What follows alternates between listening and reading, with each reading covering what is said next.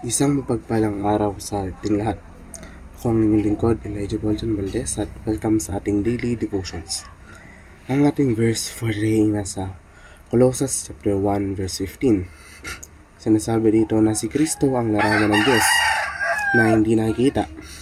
Siya ang panganay na anak at pangunahin sa lahat ng mga nilikha. Tinatawag si Jesus na panganay na lahat ng nilalang, ngunit hindi ito nangangahulugan na siya ang unang nilikha. Sa halip, ipinapahiwatig nito ang kanyang pagiging preeminence at otoridad sa lahat ng nilikha. Dahil siya ang lumikha, hindi isang nilikha. Ang terminong panganay sa kontekstong ito ay tumutukoy sa kanyang natatanging posisyon at katayuan, katulad ng kung paano nagkaroon ng posisyon ng karangalan at pamumuno ang isang panganay na anak ng sinaunang panahon sa loob ng pamilya.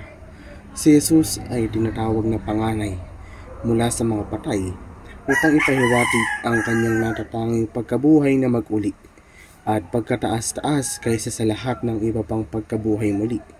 Ang titulong ito ay hindi nangangahulugang siya ang pinakaunang tao na nabuhay na mag-uli, dahil may mga ulat sa Biblia tungkol sa iba na nabuhay mula sa mga patay muli.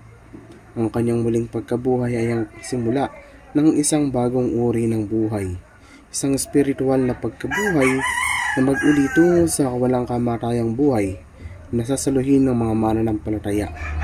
Si Jesus ay tinutukoy bilang ang panganay hindi dahil sa mga tuntunin ng pisikal na pagkakasunod-sunod ng panganakan, ngunit isang titulo na nagpapahiwatig ng kanyang natatanging katayuan at otoridad sa lahat ng nilikha.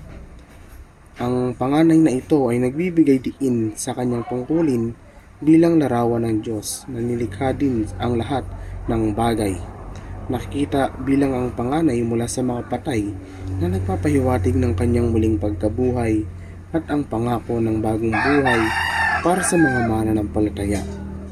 Ang pamamahalaang kasama ni Kristo sa sangnilikha ay tumutukoy sa paniniwala na ang mga mananampalataya ay lalahok sa paghahari at pamamahala ni Kristo sa mundo sa inaharap, kapwa sa kasalukuyan, spiritual na diwa at sa hinaharap hanggang walang hanggang diwa.